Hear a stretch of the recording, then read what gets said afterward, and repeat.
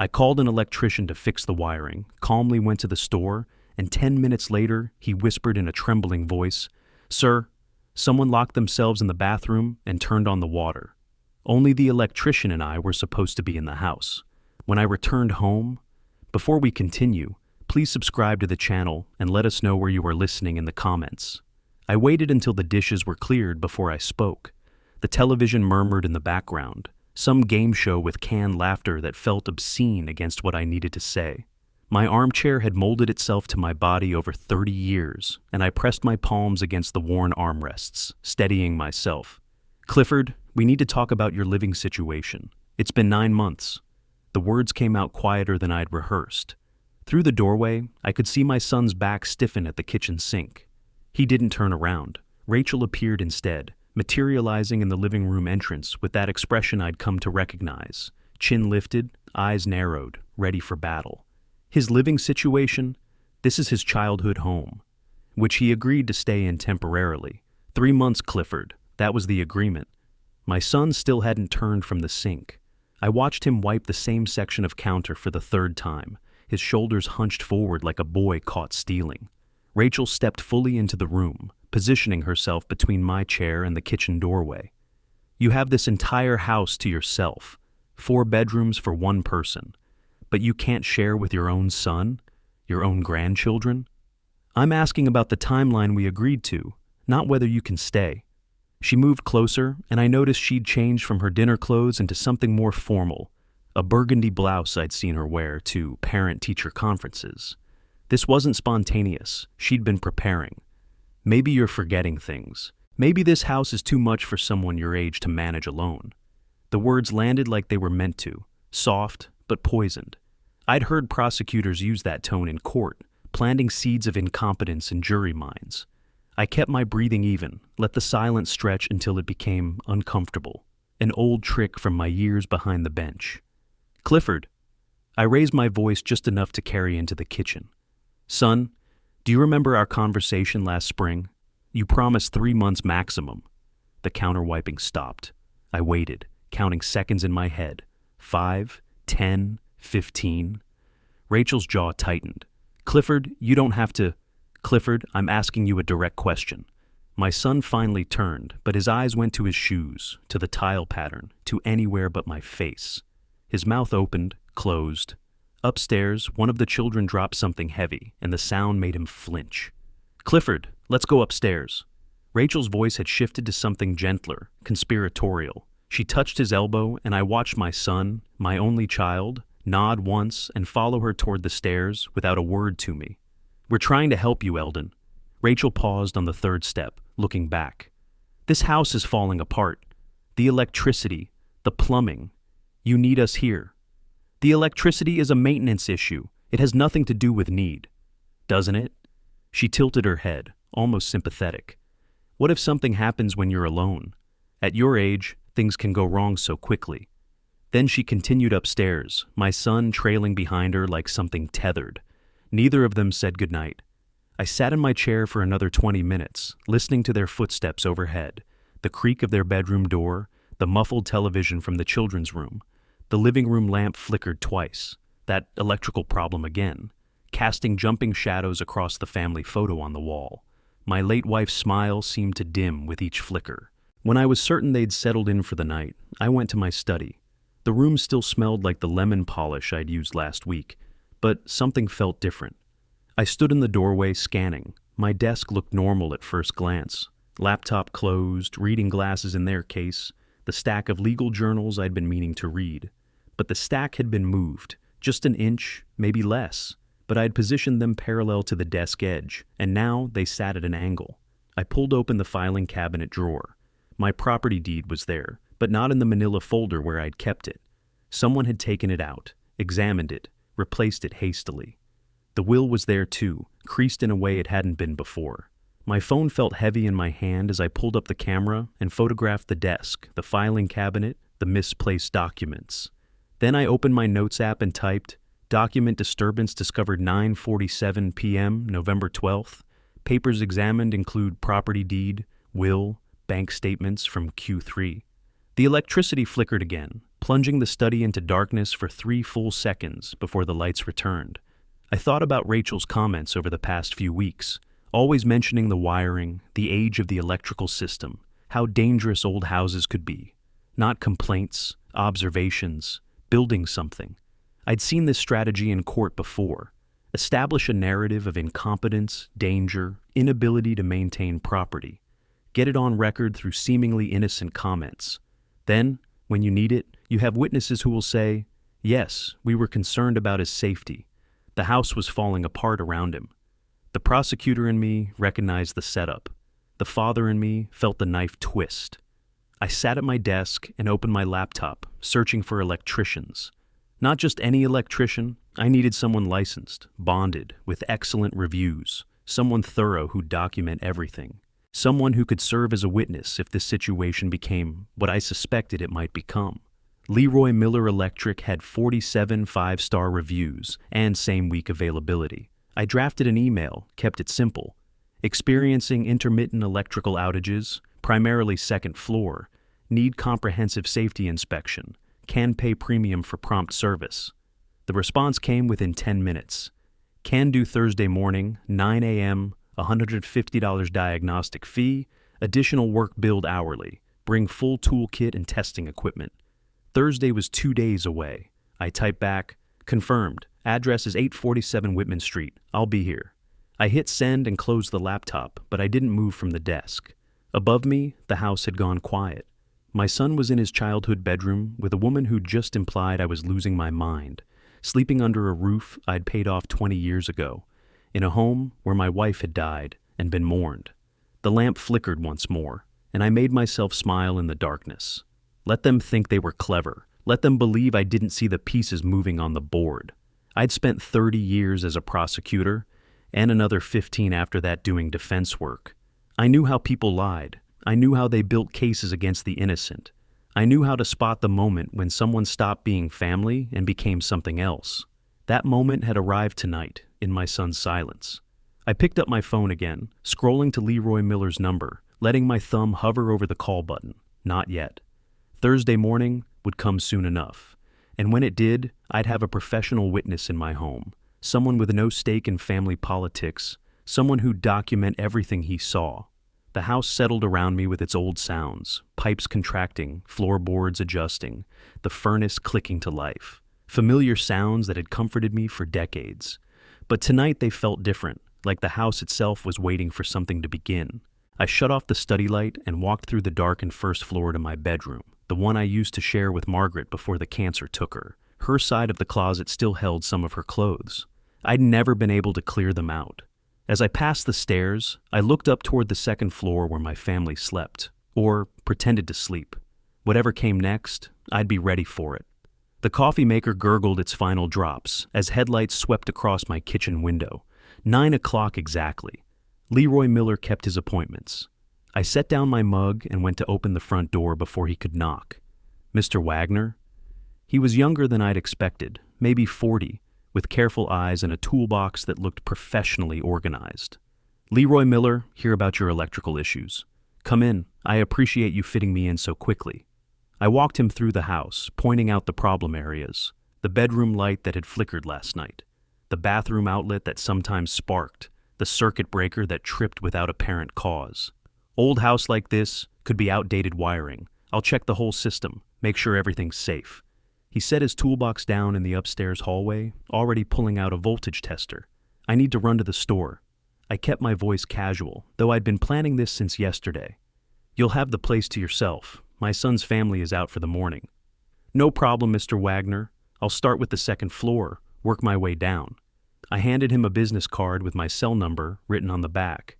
Call if you need anything. I'll be back in under an hour. Rachel had left early with the children. I'd heard them go at 7:30. Unusually early for a weekday. Clifford had departed for work at his normal time, barely grunting a goodbye in my direction. The house was empty except for Leroy, and soon, just Leroy. I grabbed my keys and jacket, watching through the rearview mirror as Leroy began testing the upstairs outlets. Then, I pulled out of the driveway and headed toward Anderson's Market, 3 miles away. The store was nearly empty mid-morning. I grabbed a cart and moved through the produce section, picking up items I didn't particularly need. Apples, oranges, a bag of salad greens that would probably wilt before I ate them. My mind wasn't on shopping. I was thinking about Rachel's face last night, the careful way she'd chosen her words, how quickly Clifford had obeyed her command to leave, the moved papers in my study, the timing of everything. My phone vibrated in my pocket. I pulled it out, saw Leroy's number on the screen. Odd. I'd only been gone 10 minutes. I pressed answer, already feeling something cold settle in my stomach. Mr. Wagner? His voice was different, higher, tight with something that might have been fear. Sorry to bother you, but there's something strange happening here. What's wrong? The bathroom on the second floor. Someone's inside. Door's locked. I hear water running, like the tub is filling.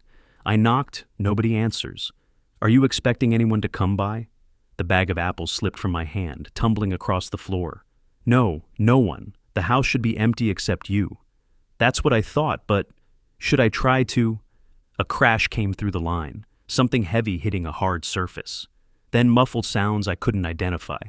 My heart hammered against my ribs. Leroy! Leroy, what's happening? Dead silence. Then a dial tone. I hit redial immediately, pressing the phone hard against my ear. It rang, and rang, and rang. No answer. I abandoned the cart where it stood and ran for the exit, my shoes squeaking on the polished floor. An elderly woman jumped aside as I pushed past her. The automatic doors couldn't open fast enough. My car was parked near the back of the lot. I ran the entire distance, fumbling with my keys, dropping them once on the asphalt. My hands were shaking. When had they started shaking? I dialed Leroy again as I started the engine. Ringing, no answer. Someone was in my house, in my bathroom, with my electrician. Rachel had taken the kids out early, unusually early. Clifford had confirmed he'd be at work all morning. The timing was too convenient. This wasn't random, this was planned. I pulled out of the parking lot too fast, tires squealing. A horn blared as I cut across 2 lanes of traffic. I didn't care. The speedometer climbed, 45 in a 35 zone, 50, 55, redial, ringing, no answer. What had Leroy heard? What made him drop the phone? Who was in that bathroom? My mind spun through possibilities, each worse than the last. An intruder, Rachel, staging something, someone hurt, someone dangerous. The water running? Why was water running? Filling the tub. For what? I gripped the steering wheel until my knuckles went white, barely slowing for a yellow light that turned red as I blasted through it. Another horn. I didn't look. The house was only 15 minutes from Anderson's Market, but those 15 minutes stretched into something endless. Every red light felt deliberate. Every slow driver in front of me seemed placed there by cosmic malice. Redial, ringing, ringing, ringing. Pick up, Leroy. Pick up and tell me everything's fine. Tell me you dropped your phone. Tell me you figured out the locked door was just a stuck latch and the water sound was pipes echoing and everything is normal and safe and voicemail, his professional recording. You've reached Leroy Miller Electric. Please leave a message. I ended the call without speaking and pressed harder on the accelerator. The streets of my neighborhood appeared. Familiar houses, familiar trees, the stop sign I'd rolled through 1,000 times. My house came into view at the end of the block, and I registered details in rapid succession. Leroy's white van still parked in the driveway, front door slightly open, no movement visible through the windows. I parked badly, half on the lawn, and ran to the front door. Leroy? My voice sounded strange, too loud in the quiet morning. Leroy, where are you? Water. I could hear it now, running through the pipes overhead. Not just running, pouring. The sound of a faucet at full pressure, water hitting porcelain and splashing. I stepped inside, leaving the door open behind me. The house felt wrong. The air itself seemed different, charged with something I couldn't name. Leroy? Louder now. Are you here? The water kept running. I moved toward the stairs, my shoes loud on the hardwood floor. Leroy's toolbox sat open in the upstairs hallway exactly where he'd left it. His voltage tester lay beside it, still switched on, the LED display showing numbers I didn't understand. Leroy! The bathroom door was closed. Water seeped underneath it, spreading across the hallway floor in a dark, expanding stain that reached toward my feet. I grabbed the doorknob and twisted, locked from inside. I pounded on the door with my fist. Who's in there? Leroy, open this door! The water kept running, steady and relentless. The stain kept spreading. I stepped back, measuring the door with my eyes. I was 63 years old, but I'd stayed in decent shape. I could probably break it down. The question was whether I should. My phone. I should call the police. Report a break-in, a possible injury, something wrong with my electrician who'd called for help and then gone silent. But I didn't reach for my phone. Instead, I stood in that hallway with water soaking into my shoes, staring at that locked door, and felt something fundamental shift inside me. This was my house, my home. Whatever was happening behind that door, whoever had locked it, whatever they'd done, this was mine to handle. I took 3 steps back, planted my feet, and drove my shoulder into the door just below the lock. The door splintered on my second attempt, the lock tearing free from the old wood frame. I stumbled forward into the bathroom, and the scene arrived in fragments. Water everywhere, the tub faucet running at full pressure, and Rachel face down in a spreading pool that had soaked through her clothes. Leroy! I dropped to my knees beside her, ignoring the cold water soaking through my pants. My fingers found her neck, pressed for a pulse. Strong, steady, too steady for someone unconscious. Behind me, footsteps pounded up the stairs. Leroy appeared in the doorway, his face chalk white. I tried. The door was locked. I couldn't. Is she? Call 911. I kept my voice level, professional, the way I'd learned to speak at crime scenes decades ago. Tell them woman unconscious, possible head injury, breathing normally. He fumbled for his phone while I checked Rachel's airways, her breathing pattern. Everything was functioning perfectly. No blood, no obvious trauma. Just a small bump forming on her temple that could have come from anything. I reached past her to turn off the faucet. The sudden silence felt accusatory. They're coming, Leroy said, his voice shaking. 5 to 10 minutes? Should we move her? No. I stood, water dripping from my knees. We wait for the paramedics. I pulled out my phone and took 3 photos. The scene, Rachel's position, the running water I'd just stopped. Old prosecutor habits. Document everything. Then I noticed Rachel's phone on the bathroom counter, perfectly dry, face up. Convenient placement, as if someone had set it there carefully before lying down in the water. The details kept stacking up wrong. The door Leroy swore had been locked now hung open, its lock mechanism intact but disengaged. The water temperature was cool but not cold, uncomfortable but not dangerous. Rachel's clothes were soaked, but her hair had that particular pattern of wetness that suggested she'd positioned herself deliberately, not fallen suddenly. I filed each observation away and said nothing. The ambulance arrived 8 minutes later, followed immediately by 2 police cars. EMTs rushed upstairs with their equipment, while officers began securing the scene. Unnecessary for a simple accident, but protocol nonetheless. Sir, I need you to step back. The younger EMT positioned himself between me and Rachel, already checking vitals. How long has she been unconscious? I don't know. I just arrived. The electrician called me. Mr. Wagner. A police officer appeared beside me, notebook already open. I'm Officer Hernandez. Can you tell me what happened here? I gave him the facts, clinical and precise. The electrician's appointment, my departure for the store, the phone call about someone locked in the bathroom, my return to find this. And the electrician is downstairs, Leroy Miller. He's pretty shaken up. Hernandez nodded to his partner, who headed down to interview Leroy. I watched the EMT work on Rachel, noting how her eyelids fluttered just slightly as he checked her pupils. Not the random movement of unconsciousness. Something more controlled. She's coming around, the EMT announced. Rachel's eyes opened slowly, blinking against the bathroom light. Her face arranged itself into perfect confusion, fear, vulnerability. I'd seen defendants perform in court before, but this was academy-level work. What? Where? Her voice came out thread-thin, weak. What happened? You're okay, ma'am. You're safe. Can you tell us your name? Rachel Wagner. My head hurts. Do you remember what happened? She touched her temple gingerly, winced with exact calibration. I slipped.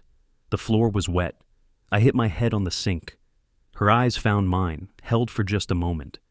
I turned on the water. My face hurt. Needed cold water. Then everything went black. The EMT asked about her medical history, allergies, current medications.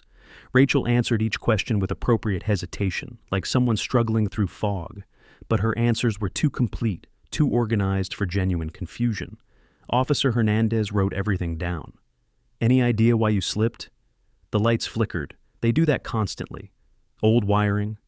Rachel's gaze drifted to me, then away. Maybe I got disoriented in the dark. It's dangerous, especially with children in the house. The officer's pen paused. You have concerns about the electrical system? We've been trying to get my father-in-law to update it. Her voice strengthened slightly, gained certainty. He doesn't seem to understand how serious it is.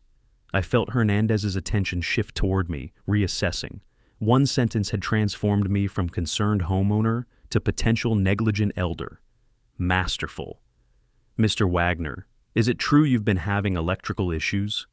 Minor problems that I'm addressing. That's why the electrician was here today. But these problems have been ongoing? Intermittent issues with old wiring, nothing dangerous. Hernandez made more notes. I could see the narrative forming in his mind. Aging homeowner, deteriorating house, concerned family, preventable accident.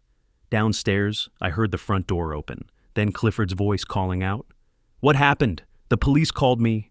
His footsteps thundered up the stairs. He pushed past Officer Hernandez, dropped beside Rachel. "Are you okay? What happened?" "I fell. The floor, the lights." Rachel's voice broke perfectly, tears appearing on cue. "I hit my head."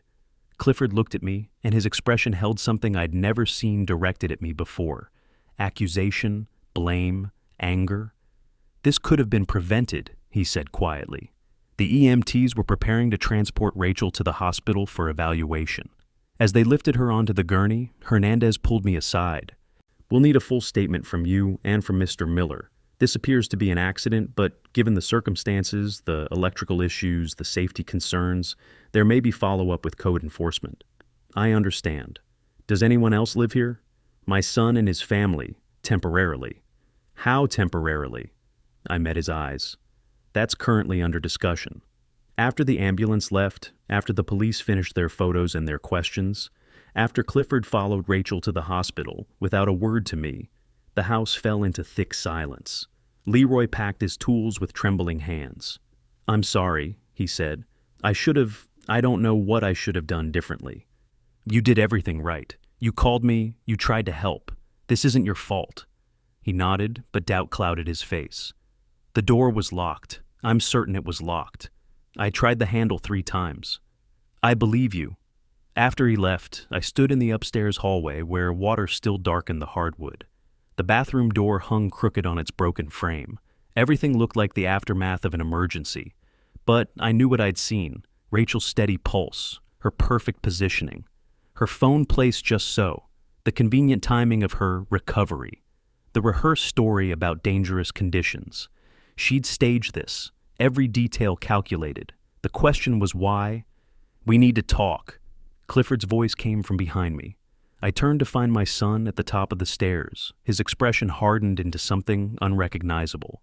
3 days later, I sat in my study reviewing bank statements when Clifford appeared in my doorway. The morning sun cut across his face, highlighting how much he'd aged in the past year. Or maybe I'd just stopped seeing him as my son and started seeing him as something else. "We need to talk." He held a folder against his chest like a shield. "Rachel and we filed a complaint with Adult Protective Services." I didn't look up from the spreadsheet on my screen. "On what grounds?" "The house, the electrical problems, Rachel's accident. It's not safe for the kids. The electrician found minor issues now resolved. Your children are perfectly safe." Clifford stepped into the room, placed the folder on my desk. "That's not how Rachel's doctor sees it. There's documentation of her injuries due to unsafe conditions you were warned about."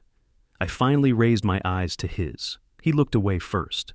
"Rachel's also talking to a lawyer about the fall, her medical bills, her pain and suffering. I called the ambulance. I did everything correctly. There's no liability. You knew the house had problems. You didn't fix them fast enough. That's negligence." The words came out rehearsed, mechanical. Rachel had written this speech. "I see. And what outcome are you hoping for from this legal pressure?" His jaw worked. "Maybe it's time to consider whether managing this house is too much for you." The silence stretched between us. Upstairs, Rachel called out in that weak voice she'd perfected, asking for water. Clifford glanced toward the sound, then back at me, waiting for a response. "I understand you've made your position clear," I said. "I'll respond through appropriate channels." "What does that mean?" "It means your complaint will be investigated. Facts will matter. Evidence will matter. I spent 30 years as a prosecutor. I know how these processes work." Uncertainty flickered across his face. "We're not trying to attack you. We're concerned. You're done. Close the door on your way out." After he left, I returned to the bank statements. They told their own story. One Clifford and Rachel didn't know I'd discovered. The old joint savings account from when I'd added Clifford as an authorized signer 15 years ago, back when I'd trusted him with everything. Small withdrawals over the past 6 months, carefully spaced to avoid triggering alerts. $2,000 here, $3,000 there, totaling just over $15,000. I printed the statements, highlighted each unauthorized transaction, created a timeline. The dates correlated perfectly with moments I'd noticed them seeming financially stressed. New phones, expensive dinners, a weekend trip they'd taken without the kids. They'd been stealing from me for months. And now they wanted more. I heard Rachel moving upstairs, her footsteps crossing the bedroom floor with normal weight and speed. Then the floorboards creaked differently, lighter, careful, as she remembered her performance. A moment later, her voice drifted down, weak and pained. "Clifford, could you help me? My head is spinning." I pulled out my phone and started recording. Clifford's footsteps on the stairs, his voice concerned. "I'm coming, honey." Through the phone, I captured the sounds of the house. Then I saved the file, titled it with the date and time, and added it to the encrypted folder I'd created on my laptop. For 3 days, I'd been watching Rachel play her role, the neck brace she wore for visitors, the wincing when anyone was nearby, the dramatic difficulty climbing stairs. But I'd also caught her moving normally when she thought no one was looking, stretching her neck fully, walking without support, speaking in her regular strong voice on the phone with her lawyer. That afternoon, they left for another doctor's appointment. I waited until their car disappeared down the street, then moved quickly. Rachel's laptop bag sat in the living room where she'd left it, bulging with papers. I pulled on the latex gloves I'd retrieved from my old evidence collection kit, ancient prosecutor habits dying hard, and began documenting the Adult Protective Services complaint, still in draft form but detailed, allegations of neglect, unsafe living conditions, concerns about my mental competence. Supporting evidence included Rachel's medical records from the bathroom incident, photos of normal wear and tear on the house presented as dangerous deterioration, and statements about my forgetfulness and confusion. Behind that, a conservatorship petition template, downloaded from some legal website. Sections highlighted, incompetent owner provisions, emergency seizure of assets to prevent loss, temporary guardian assignment pending evaluation, my property deed marked with sticky notes. One note read, "File after APS investigation complete." I photographed every page, my phone's camera clicking softly in the quiet house. Each shot included the timestamp metadata. I measured the exact position of the laptop bag, memorized how the papers were stacked, and replaced everything perfectly. The picture was complete now. The staged accident, the medical documentation, the APS complaint painting me as dangerously incompetent, the conservatorship petition waiting to strip away my rights and my property. They didn't want to live here temporarily. They wanted to own here permanently, and they were willing to destroy me to get it. I returned to my study and began organizing evidence with the same methodical precision I'd used on criminal cases. Bank statements in one folder, photos of their documents in another, timeline of Rachel's inconsistent injuries in a third, audio recordings in a separate file. Then I opened my laptop and typed into the search bar, Elder Financial Abuse Attorney, Portland, Oregon. The results filled my screen, law firms, individual practitioners, reviews, specialties. I clicked through several, reading their credentials, their case histories, their fee structures. My phone buzzed. A text from my former colleague James Chen, a defense attorney I'd faced in court 100 times before we'd both retired.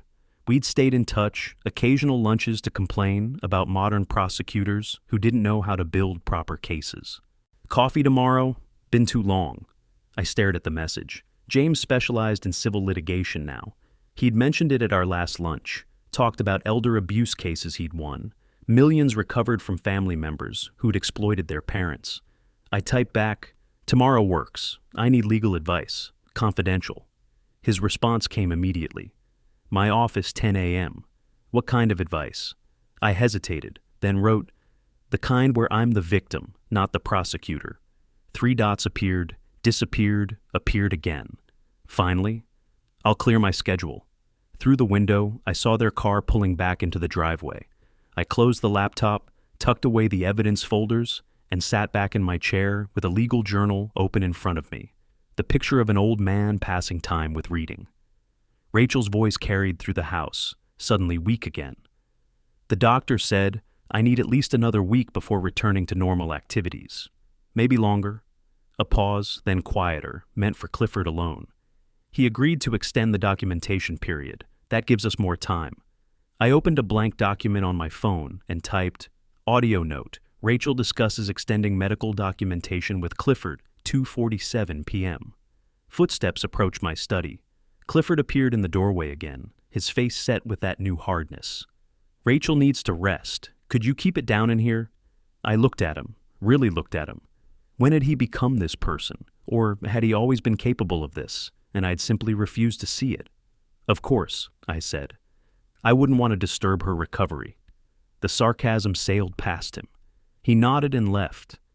I sat in my study as evening shadows lengthened across the floor, my laptop glowing with search results for attorneys, my phone full of recorded evidence, my mind sharp and cold and absolutely clear. They thought they were hunting me. They thought I was weak, confused, an easy mark. They'd forgotten who I used to be, who I still was. Tomorrow morning, I'd meet with James. By tomorrow afternoon, I'd have legal counsel and a strategy. Within a week, I'd have everything I needed to dismantle their scheme piece by piece. I'd spent 30 years putting criminals in prison. I knew how to build unassailable cases. I knew how to gather evidence that prosecutors dreamed about. I knew how to wait for the perfect moment to strike. And I knew that the best revenge was the kind that came through the legal system. Documented, undeniable, and absolutely devastating. Upstairs, Rachel laughed at something. The sound was clear, strong, nothing like the pained whispers she used in front of witnesses. I opened a new file on my phone and hit record. Teresa King's office occupied the 14th floor of a glass tower in downtown Portland. I'd driven through morning traffic with my evidence folder on the passenger seat, its weight somehow comforting, professional help. Finally. She was younger than I'd expected, mid-40s, sharp suit, handshake like she meant business. Her conference room overlooked the Willamette River, but she didn't waste time with small talk or admiring views. "Mr. Wagner, tell me what's happening in your home." I laid out the folder and began. The confrontation, the staged accident, the APS complaint, the conservatorship documents I'd photographed, the $15,000 stolen over 6 months. She took notes on a yellow legal pad, her pen moving steadily across the page. "And you believe this is financially motivated?" "I know it is. I have evidence." "Show me everything." I walked her through each document, bank statements with highlighted withdrawals, photos of Rachel's laptop papers, the audio recording of her voice shifting from strong to weak, timeline of inconsistencies in her injury performance. Teresa listened without interrupting, occasionally asking precise questions about dates, amounts, exact wording. When I finished, she set down her pen and looked at me directly. "Oregon has strong protections against elder financial abuse. What you've documented, the unauthorized withdrawals, the staged incident, the conservatorship attempt, this establishes a clear pattern of exploitation. Can we stop them? More than stop them. We can build a case for financial exploitation, possibly criminal charges. But we need more evidence of their intent, their planning, their actual conspiracy.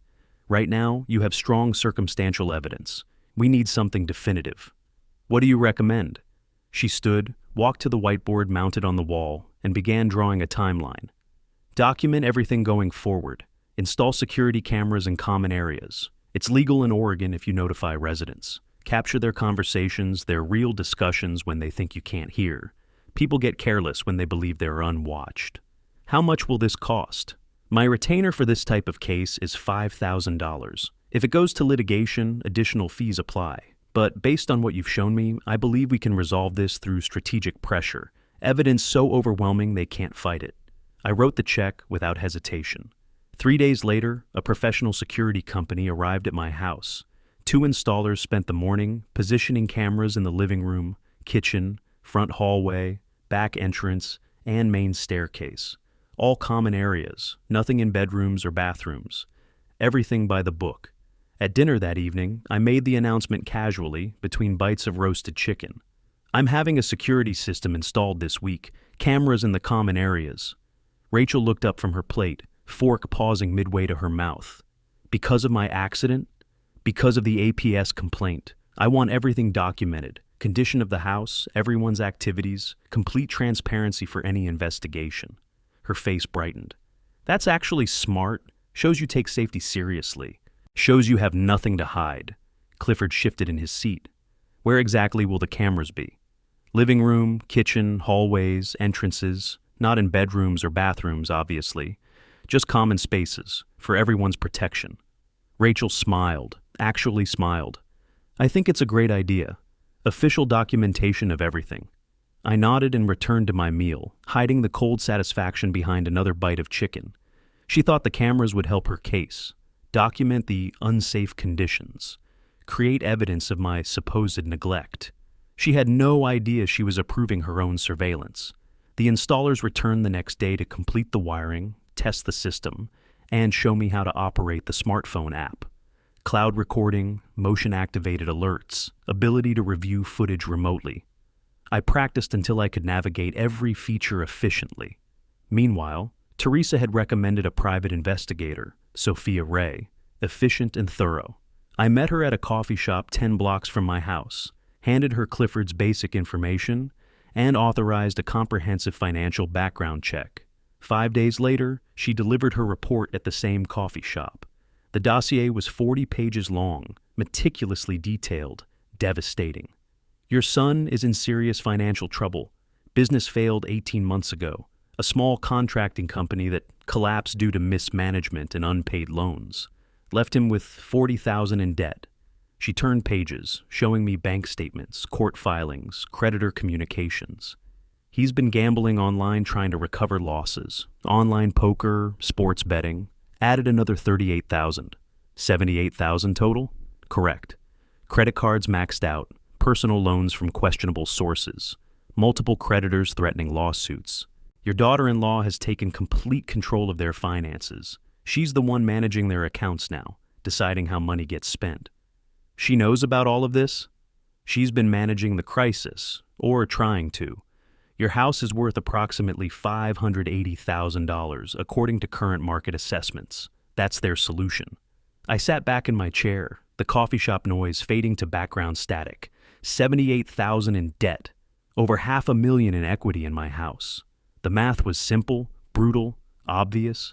That night, alone in my study, I read through Sophia's entire report. Every page confirmed what I'd suspected but needed proven. They weren't just greedy, they were drowning, desperate, reaching for my house as their only lifeline.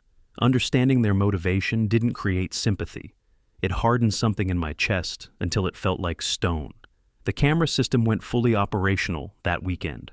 I announced it again at Sunday breakfast, reminding everyone. Cameras are active in all common areas, recording continuously, just so everyone's aware. Rachel nodded approvingly. Clifford barely looked up from his plate.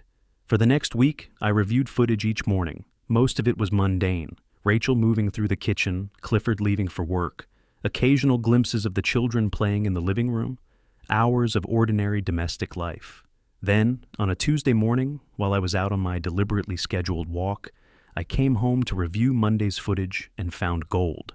The timestamp read 9:47 a.m. Rachel and Clifford in the kitchen, speaking in low voices, checking toward the hallway to ensure privacy.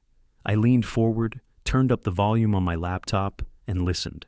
We need to talk about the timeline. Rachel's voice was clear, unguarded, completely natural, not the weak, pained whisper she used when I was around. If he doesn't sign a new will by August, we move to Plan B. Plan B means court. Clifford sounded miserable. Dad doesn't deserve that. We're $78,000 in debt, Clifford. Creditors are threatening legal action. This house is worth over $500,000. Do the math. There has to be another way. There isn't. He's old, stubborn, and sitting on assets he doesn't need while we're drowning. We need to act. The conservatorship petition is ready. Medical documentation from my accident is ready. Incompetency claims are drafted. But him signing a new will voluntarily is cleaner. Less scrutiny. Push him harder. Silence. Then Clifford, barely audible. I can't believe we're doing this. We don't have a choice. Now get ready for work. And remember, act concerned, not guilty.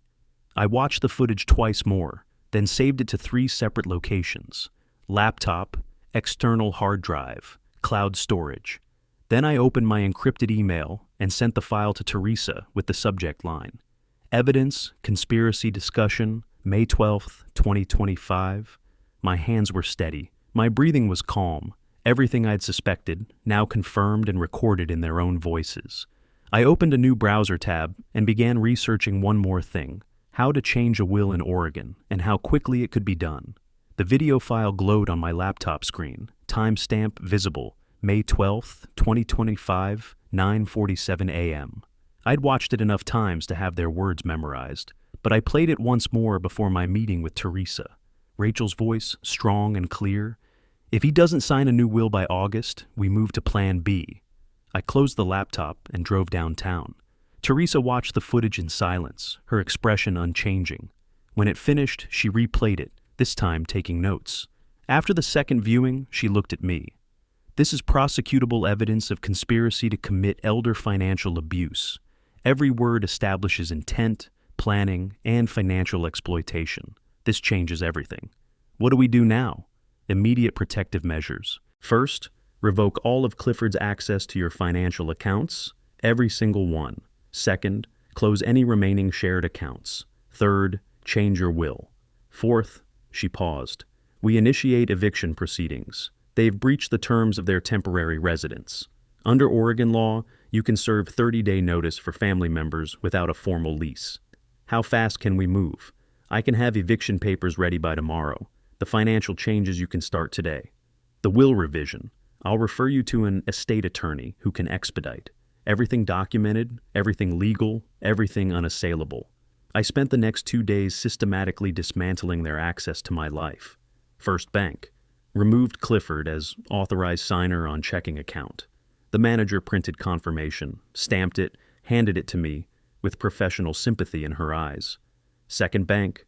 Closed the joint savings account entirely, the one they'd been stealing from. Opened a new account at a different institution with enhanced security protocols and 2-factor authentication. Third Bank. Canceled supplementary credit cards in Clifford's name. Cut off that avenue immediately. Estate attorney's office. Signed a new will, witnessed and notarized. Everything now designated for a charitable foundation supporting elder abuse victims. The irony was deliberate. Each action generated paperwork. Each paper went into my evidence folder. Each document had timestamps, signatures, official seals. On May 15th, Clifford tried to transfer money online to pay a creditor. Transaction declined. He tried again. Denied. He checked his account access. Revoked. I was in my study when he burst through the door. My bank access is gone. All accounts show access denied. What did you do? I didn't look up from my papers. Revoked your authorization. Effective immediately. You can't do that. I'm family. Rachel's voice came from behind him as she followed him into the room. Family doesn't steal $15,000. Family doesn't stage accidents. Family doesn't conspire to seize assets through fraudulent legal actions. Rachel stepped fully into the study, her face flushing. What are you talking about? I'm talking about the conversation you had in this house's kitchen 3 days ago. May 12th, 9:47 in the morning. The one my security cameras recorded. Her face went white. You recorded us without consent? That's illegal. Oregon is a one-party consent state. I own this house. Cameras in common areas are legal with notification, which I provided 2 weeks ago. You approved the installation. Said it was a great idea, actually. Official documentation, remember? Clifford sank into a chair. Rachel remained standing, her hands clenching and unclenching at her sides. We'll fight this. APS, the courts, lawyers will show them you're vindictive, unstable. Please do. Every agency will see the video of you discussing conspiracy to commit elder abuse. They'll see the bank records showing systematic theft over 6 months. They'll see the private investigator's report documenting your $78,000 in debt and your plan to solve it by seizing my home. The color drained completely from her face now. You hired an investigator? I spent 30 years as a prosecutor. I know how to build a case. Every document is organized, every action is documented and legal. Every recording is admissible evidence. I opened my desk drawer and pulled out the folder labeled Evidence. One by one, I placed items on the desk. Bank statements with highlighted withdrawals. The first page of the PI report showing the debt total. A still frame from the kitchen video. Rachel's face clear, timestamp visible. Clifford stared at the papers like they might burn him. Rachel's breath came faster, her composure cracking. "This is vindictive," she said, her voice rising. "Cruel. You're throwing your own grandchildren onto the street. I'm removing people who exploited my generosity, stole my money, and attempted to seize my home through fraud. You'll find other housing. That's not my concern. We'll sue for everything. We'll claim elder abuse from your side. I welcome discovery. My attorney has prepared a comprehensive defense. You have 30 days to vacate my property." Silence crashed into the room. Clifford found his voice first, thin and desperate. "Dad, please. I made mistakes. Rachel pushed the plan, but I should have stopped it. I'm sorry. You stood silent while she accused me of incompetence. You supported her APS complaint. You stole from my accounts for 6 months. The debts. I was desperate. Your debts are not my responsibility. Your choices are not my burden. You're 37 years old. Handle your own failures." Clifford actually dropped to one knee beside my chair, reaching for my arm. "I'm your son." I stood, pulling away from his grasp, and walked to the window with my back to him. "You were my son. Now you're someone I no longer recognize. You have 30 days. The eviction notice will be formally served tomorrow." Rachel slammed her hand on my desk. Papers scattered to the floor. "You can't do this." "I can. I have. I've consulted with attorneys. Everything is legal. Everything is documented. You conspired to have me declared incompetent so you could steal my home. You failed. Now you face the consequences." She was shaking with rage, face flushed, eyes wild. The mask she'd worn for months completely shattered. "This isn't over. We'll fight you in every court, every agency. Then you'll lose in every court, every agency. Because I have evidence and you have debts, lies, and recorded confessions. Now, get out of my study before I call the police for trespassing." Rachel stormed out, her footsteps heavy on the stairs. Within seconds, I heard her voice on the phone in the hallway. "I need a lawyer who handles elder abuse cases, from the family's side. Yes, I'll hold." Clifford remained in the doorway, his face gray. "Dad, please. There has to be a way." I didn't turn from the window, didn't speak, just waited. His footsteps retreated slowly, then faster, climbing the stairs. I returned to my desk, opened my laptop, and attached the video file to an email addressed to Teresa. Subject line: Video evidence 05-15-2025, conspiracy discussion. Below the attachment, I typed, "Eviction notice served verbally today. Subjects now aware of evidence.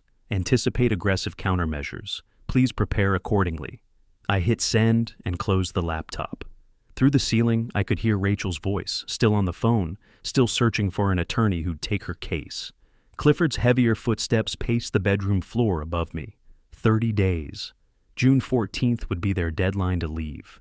I pulled out a fresh legal pad and began making notes for tomorrow.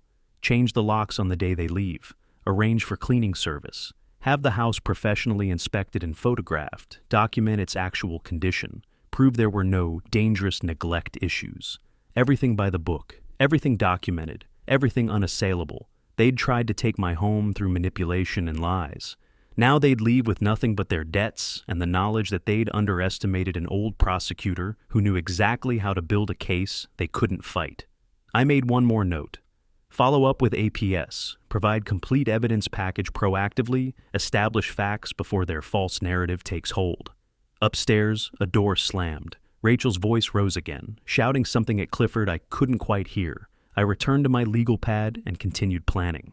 The sheriff's deputy arrived on a Tuesday morning in early June, uniform crisp against the gray Portland sky. I watched from my study window as he approached the front door, official papers in hand. Rachel answered. I couldn't hear the words from upstairs, but I saw her accept the envelope, sign the acknowledgement form. Her face remained perfectly composed, but her hand shook slightly as she held the pen. The deputy's partner stood witness, documenting everything. 30 days. June 14th. Official notice served. Rachel closed the door with careful control and immediately pulled out her phone.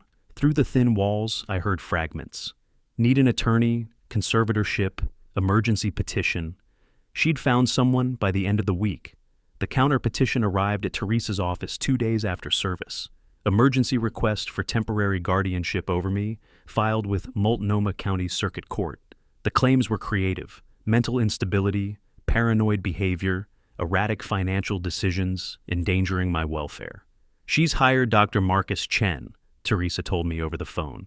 He's provided a preliminary psychiatric assessment supporting her claims. How preliminary? Very. He spent maybe 30 minutes with you, or claims he did. When did this evaluation occur? It didn't. Silence on the line, then a sharp exhale. So, he's written an assessment without actually evaluating you. That's grounds for a complaint with the medical board, but first, we need to counter it. The court is scheduling an emergency hearing, but they've ordered an independent evaluation first. Dr. Patricia Morrison's clinic occupied a converted Victorian house near Providence Park. She was maybe 50, gray-streaked hair pulled back professionally, eyes that missed nothing. The evaluation lasted 3 hours. Cognitive testing, memory sequences, problem-solving exercises, reasoning assessments. I scored in the 95th percentile for my age group. Then psychological evaluation. She asked about the situation with careful neutrality, took notes while I explained the timeline of discoveries. Why did you install security cameras? She asked. To document behavior when family members thought they were unobserved, to protect myself from false accusations, to gather evidence of their actual conspiracy rather than their performed concern. That seems quite calculated. I was a prosecutor for 30 years. I know how to build an evidence-based case. That's not paranoia, that's methodology. She made a note, her expression unreadable. And how do you feel about your son's actions? Disappointed, angry, but primarily determined to protect myself legally. Feelings don't change facts. He stole from me. He participated in a conspiracy to seize my home. Those are the relevant elements. When her report arrived at Teresa's office a week later, it was unequivocal. No cognitive decline, excellent organizational skills, appropriate emotional responses, justified concern supported by concrete evidence. His paranoid thinking is actually reasonable precaution given documented exploitation attempts. The emergency hearing convened on a Thursday morning. Circuit court, formal and wood-paneled, sunlight streaming through tall windows. Rachel sat with her attorney, expensive suit, calculated confidence. Clifford sat beside her, looking like he wanted to disappear into the bench. Dr. Chen testified first, describing concerning signs of mental deterioration, inability to manage affairs, dangerous suspicion of family members. His testimony sounded rehearsed, clinical, convincing. Then Teresa cross-examined him. Dr. Chen, how long did you spend personally evaluating Mr. Wagner? I reviewed extensive materials provided by Ms. Wagner and conducted an interview. How long was this interview? A pause. Approximately 20 minutes by phone. 20 minutes? And who paid your $3,000 fee? Before or after you formed your professional opinion? His face reddened. Payment and professional judgment are separate. Were you paid before or after? Before, but no further questions. Teresa presented Dr. Morrison's comprehensive report, then played the kitchen video on the courtroom screen. Rachel's voice, clear and calculating. We're $78,000 in debt. This house is worth over $500,000. Do the math. The judge, 50's sharp-eyed woman with silver-rimmed glasses, watched without expression. When the video ended, she turned to me. Mr. Wagner, explain in your own words why you're evicting your son's family. I stood. Your Honor, they moved in under a temporary arrangement, 3 months maximum. They've stayed 12 months without payment or lease. I discovered $15,000 in unauthorized withdrawals from my accounts over 6 months. I have video evidence of them discussing conspiracy to force changes to my will or pursue conservatorship to seize my property. These are documented facts, not paranoid delusions. You seem quite clear-minded and organized. I spent 30 years as a prosecutor. I know how to document a case. That's what I've done here. She made notes, reviewed documents, then looked at Rachel's attorney. I've reviewed both psychiatric evaluations. Dr. Morrison's assessment is thorough, well-documented, and professionally credible. Dr. Chen's is superficial and appears financially motivated. Mr. Wagner demonstrates no signs of incompetence. In fact, his evidence organization suggests excellent cognitive function. She closed the file with finality. The petition is dismissed. Furthermore, this appears to be retaliatory litigation in response to legitimate eviction proceedings. Counsel, advise your client that frivolous filings may result in sanctions. Rachel's face went white. Her attorney gathered papers quickly, murmuring something about appeal options. But we all knew she'd lost this round completely. That afternoon, I met Teresa and Sophia at the law office. The PI had more information, spread across the conference table like evidence exhibits. Court records from 2019, Sophia explained. Rachel filed a similar conservatorship petition against her maternal grandmother. Woman was 86, owned a modest home worth about $200,000. Rachel claimed the grandmother was incompetent, needed oversight, requested guardianship. What happened? Case dismissed due to insufficient evidence. Grandmother fought it with her own attorney. 6 months after dismissal, grandmother died. Will left everything to her church and a nephew. Rachel got nothing. Teresa leaned forward. This establishes pattern, shows premeditation, proves this isn't an isolated incident of family concern. It's calculated exploitation methodology she's used before. I stared at the dismissal order, dated August 2019. Same legal language, same methodology. Rachel had done this before, failed, and tried again with me. The grandmother, I said quietly. What was her name?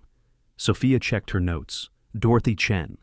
Had 2 other living relatives who might remember Rachel's behavior during that case. Nephew who inherited, and a cousin who testified on Dorothy's behalf.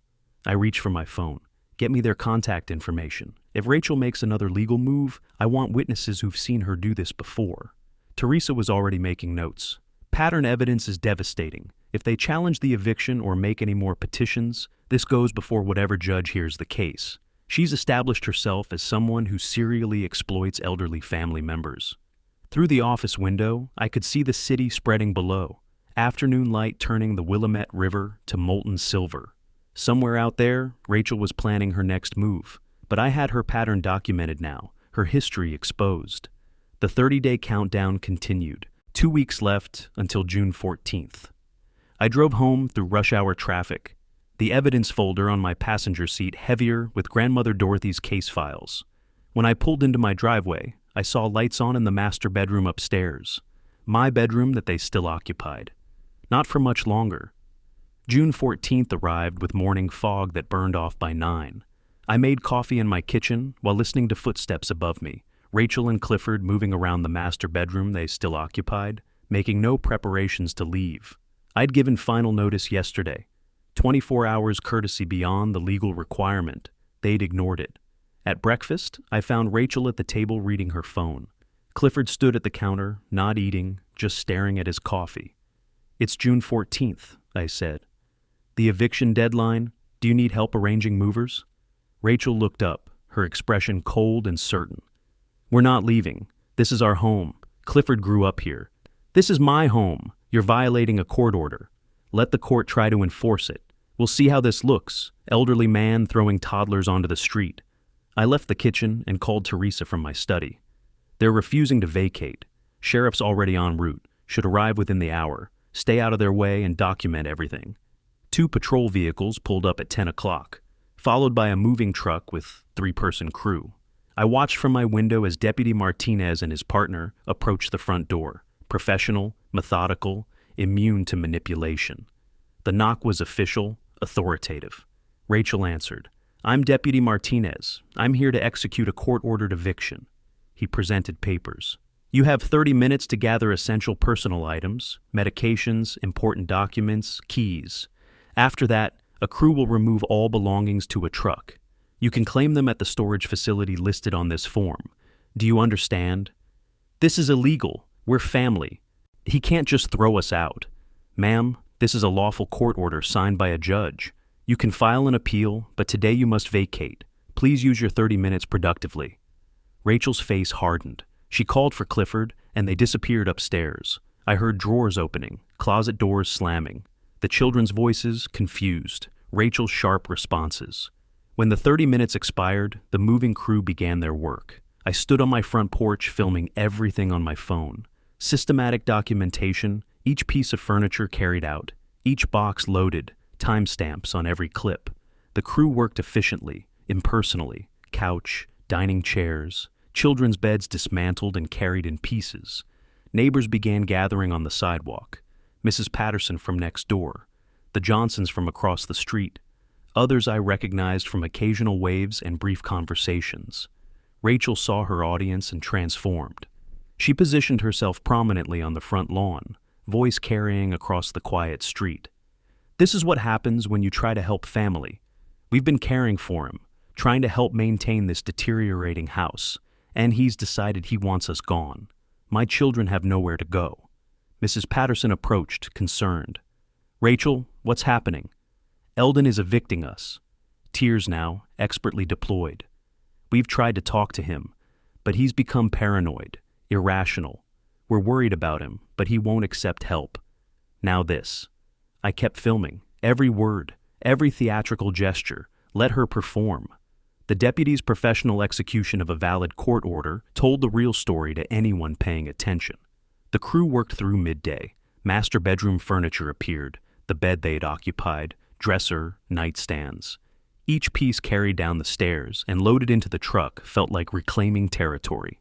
Clifford found me on the porch while Rachel continued her performance for neighbors. His face was blotchy, eyes red.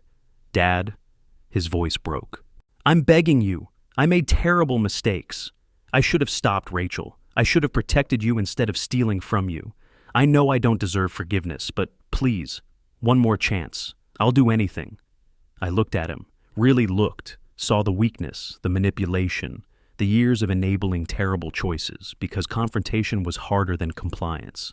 Anything except take responsibility. You're apologizing because you're facing consequences, not because you understand what you did wrong.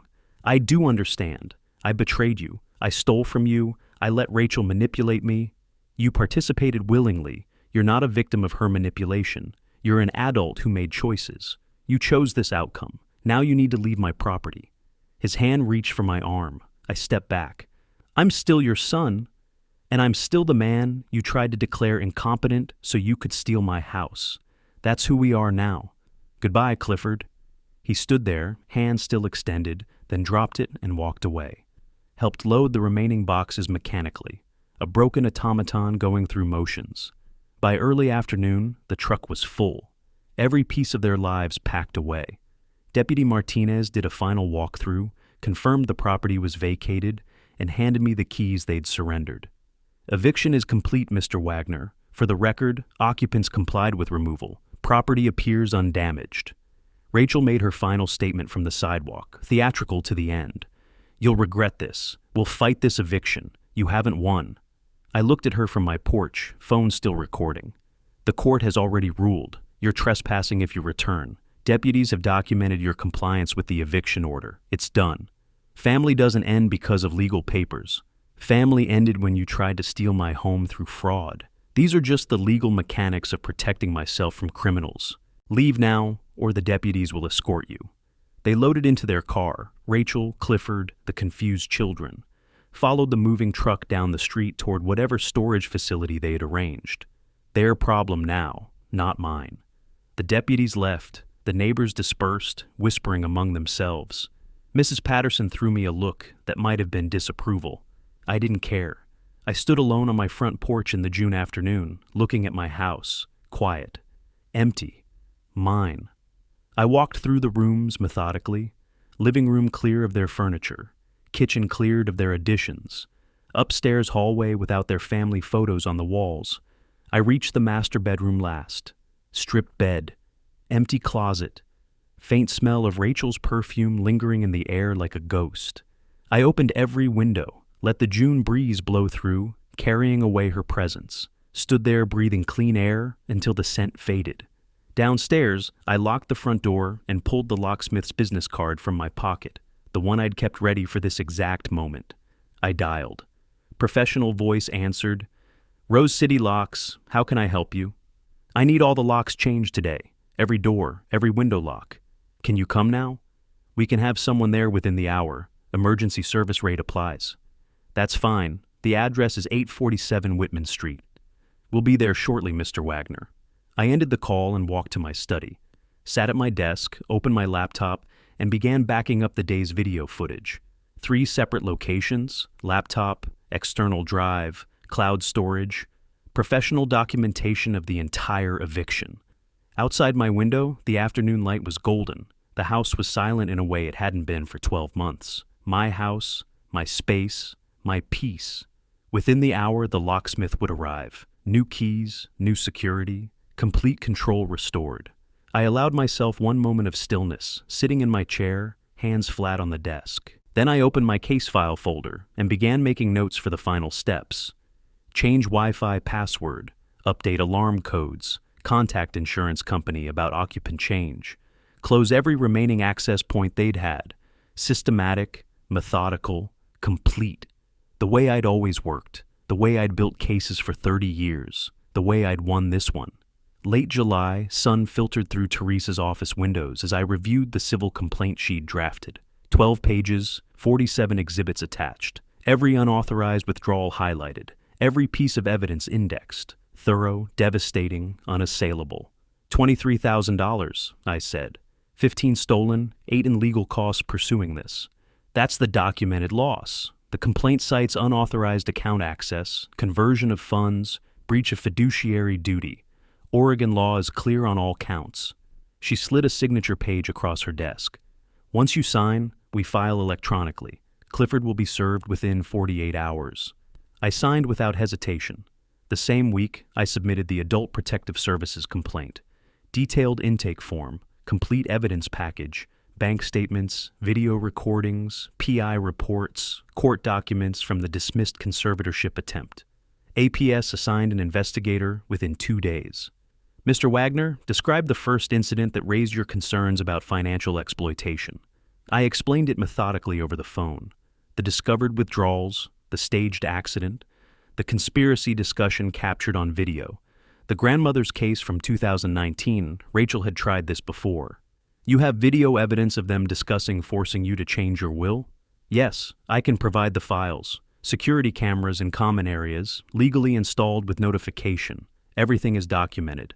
2 weeks later, Clifford received the lawsuit service. I heard through Teresa that he'd called her office asking about payment plans for an attorney. She'd informed him she represented me. He needed his own counsel. He couldn't afford one. The default judgment hearing took 15 minutes. Clifford appeared alone, rumpled suit, carrying a folder of handwritten notes. The judge, same woman who dismissed Rachel's conservatorship petition, reviewed my complaint, then looked at him. Mr. Wagner, the complaint alleges unauthorized withdrawal of $15,000. Do you dispute the bank statements? Your Honor, I took the money, but it was a family emergency. My debts were... Did you have written authorization to access your father's account for personal use? Not specifically, but I was on the account from years ago when I helped him with... That access was for assistance purposes. Did your father authorize these specific transactions? No, but we're family and family status doesn't override property rights. This is conversion of funds. She reviewed Teresa's motion. Judgment for plaintiff. $23,000 plus interest at statutory rate. Wage garnishment order is signed. 25% of defendant's income until debt is satisfied. Clifford tried to object. The judge cut him off, explained the order was final, and moved to the next case. We were done in less time than it took to find parking. Walking out of the courthouse, Teresa updated me. Garnishment order goes to his employer today. First deduction happens next paycheck. At his income level, this will take approximately 3 to 4 years to satisfy. 3 to 4 years of consequences, I said. That's appropriate.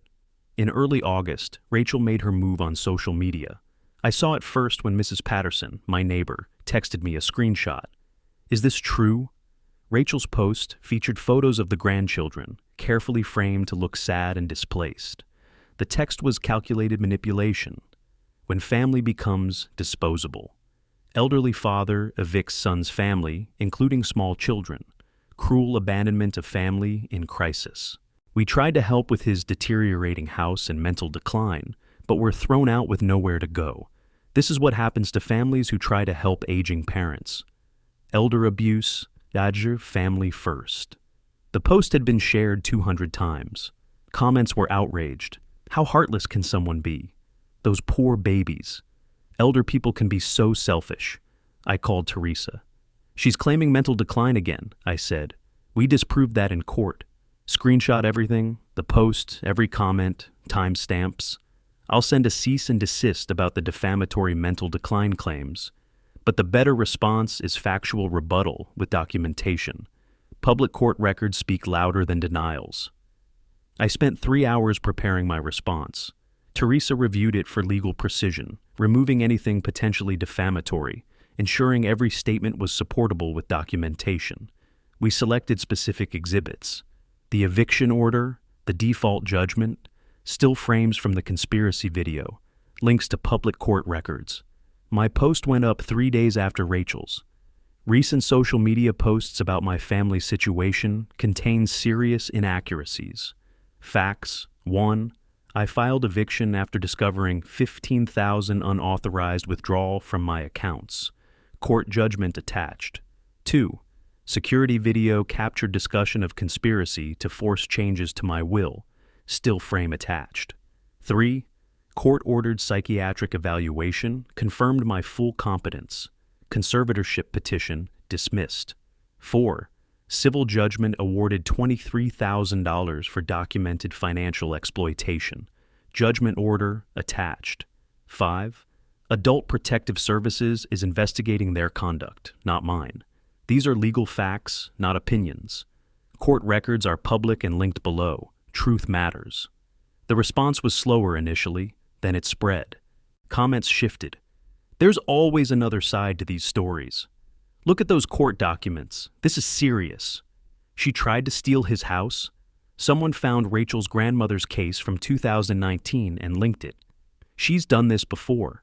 Within 24 hours, Rachel edited her post, removed the mental decline reference after Teresa's cease and desist arrived, but the internet remembers. Screenshots had been preserved. A week later, Teresa forwarded me an email. APS investigation update, findings and recommendations. I sat at my desk and opened the full report. The summary paragraph made my jaw tighten with satisfaction. Based on evidence review, this office finds credible indicators of attempted financial exploitation of vulnerable adult. Substantiated: 1. Unauthorized account access and withdrawal. 2. Staged incident to build false incompetency narrative. 3. Coordinated conspiracy to seize property through conservatorship petition. The recommendations section detail consequences. Official warning letters to Rachel and Clifford. Entry into Oregon's Elder Abuse Registry. Notation that further violations would result in criminal referral to the district attorney. I forwarded the report to Teresa with a single line. Complete accountability achieved. Her response came immediately. Congratulations, they're now in the system permanently. If they try this with anyone else, there's a documented pattern. You didn't just protect yourself, you protected future potential victims. I sat back in my chair, the afternoon light slanting across my desk. The house was quiet around me. My house, my peace, earned through documentation, legal process, and refusal to let manipulation win.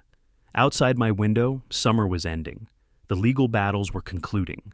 Accountability was established. Justice had been thorough, methodical, complete.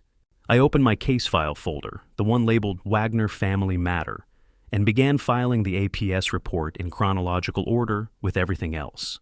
Evidence organized, story documented, case closed. The certified letter from Adult Protective Services arrived on a Tuesday in late August. I signed for it at my door, carried it to my study, and read the official findings carefully. Substantiated financial exploitation attempt. Warning issued, registry entry created, future violations will trigger criminal investigation. Rachel and Clifford received identical letters. They were in the system now, permanently. That same week, the court's final orders arrived. I spread them across my desk. Civil judgment confirmed, $23,000. Wage garnishment active, Clifford's employer notified. Restraining order granted, Rachel prohibited from coming within 500 feet of my property. The judge's written order included an unusual paragraph.